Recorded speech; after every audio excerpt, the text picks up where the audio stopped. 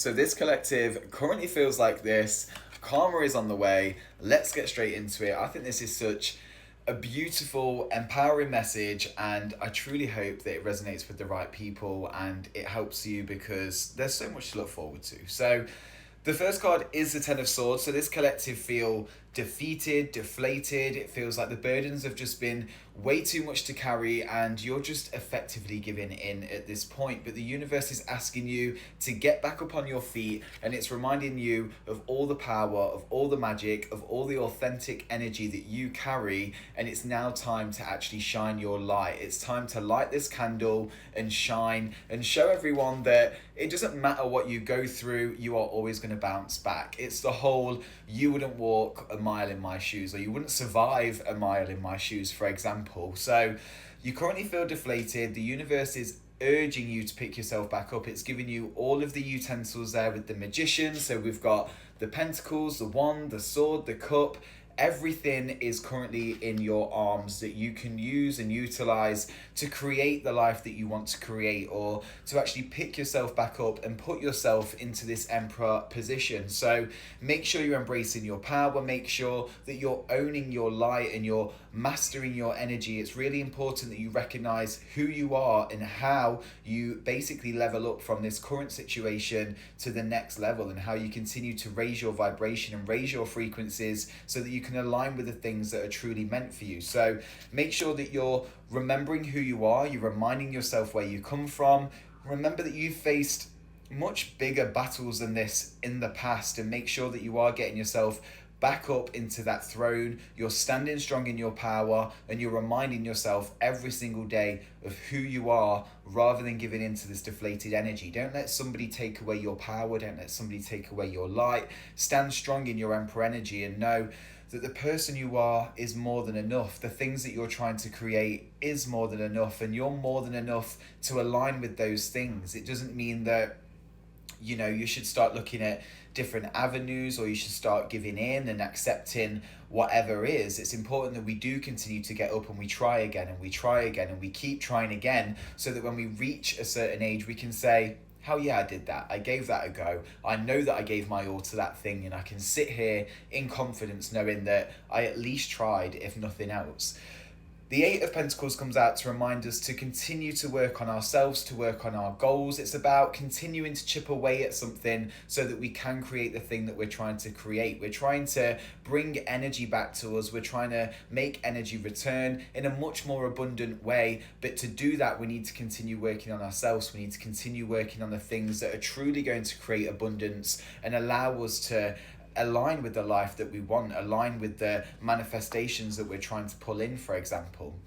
The Justice card comes out, and I see this as being karma. I see this as divine intervention. I think that the way that you're feeling, or the situation that left you feeling that way, is about to get some karmic intervention, and that could be a person, a place, a boss, a friend, for example. But whoever's put you in this very deflated energy is definitely going to receive some karma to do with this situation, because your light is very strong, your light is very powerful, and I think your spirit team, they don't really play about you. They're very protective. There's a lot of love in this reading. There's a lot of reassurance, and there's a lot of empowerment that goes along with that. The Queen of Swords clarifies the justice, and I think that part of that karma is watching you glow up. It's about embracing this transformative journey. I'm always drawn to the two butterflies that are on the throne with the Queen of Swords, and again, in conjunction with the Emperor, it's about standing strong in your journey, standing strong in your power, and knowing that you really are who you believe you are, or you really are who you say you are, for example. So make sure that you embrace this transformation. You continue to work on yourself. You're glowing up your energy, whether that's physically, emotionally. You're just continuing to do the work on yourself so that you can get yourself in a much better position, and you can become much more attractive at this time. And that doesn't necessarily mean to other people. That's about your energy being attractive to other energies, for example, so we can align with things like financial abundance, for example. The moon comes out and it's clarified by the Ace of Wands. So I see the moon as illuminating a path. So it's showing you a way forward. It's encouraging you that this is a direction that we should go in. And it's also speaking to me about emotions. So we've just had a Leo full moon. So make sure that using and utilizing the energy of the full moon to reflect on your current situation, reflect how you currently feel, and then use those lessons and those reflections to move yourself forward so that you can be in a position that you want to be in rather than feeling trapped in the current reality. The Ace of Wands comes out to remind us that you might be feeling very innovative at this time. You might have had a random idea that you want to run with now, or you're drawn back to old hobbies or things that you used to enjoy doing. And it's really important that we do embrace those things that we are drawn to, because this is the universe intuitively putting these ideas in your head, because these are going to be the things that eventually propel you forward. It's just about taking the time to dedicate that energy to those things in this current 3D reality so that we can create the life that we're trying to create.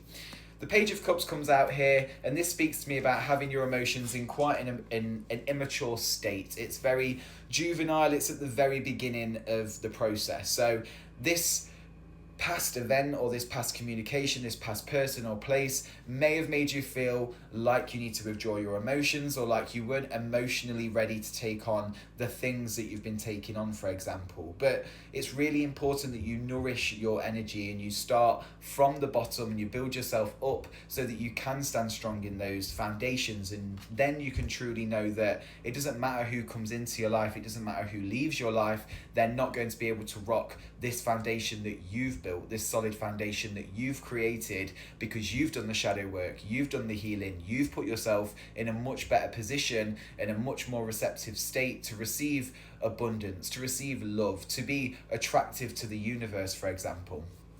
The Three of Pentacles follows the Page of Cups, and this to me speaks about learning. So make sure that you're embracing any learning that comes your way. Make sure you're teaching yourself or taking the time to research any new ideas that you might have, and make sure that you do actually take the time to own your skill, for example. So if there's something quite specific that you are interested in or you're drawn to, make sure that you're doing the work to actually gain any knowledge that you need to gain, for example, or you're doing the research to see when the best time to post is, or when the best time to, I don't know, go live is, for example, depending what it is that you're trying to create. But there's definitely this energy of learning new things, increasing your knowledge, and there's also this feeling of teamwork. So there might be collaborations that take place, for example, but it's really important that you do embrace any of these journeys that the moon illuminates for you, because ultimately that is the universe giving you intuitive hits on what direction to go in.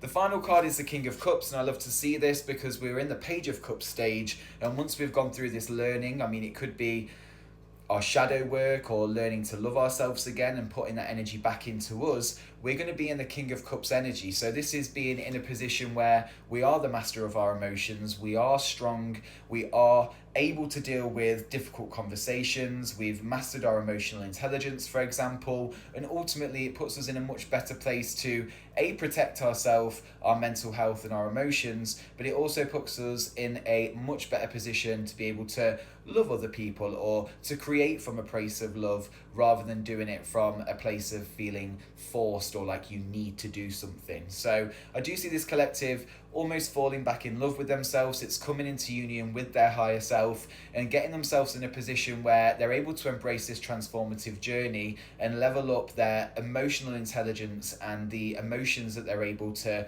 give to the world whilst protecting themselves. And ultimately that's what this reading's about. It's about getting yourself off the floor from this deflated position, empowering yourself with the Magician whilst continuing to work on yourself and your goals, embrace this transformative journey, and embrace any intuition or new paths that may illuminate their way for you along this journey. Please do drop me a comment and let me know if this reading resonated. I'd also appreciate if you could drop me a follow, because it helps these readings reach a wider collective, and I'll see you on the next one.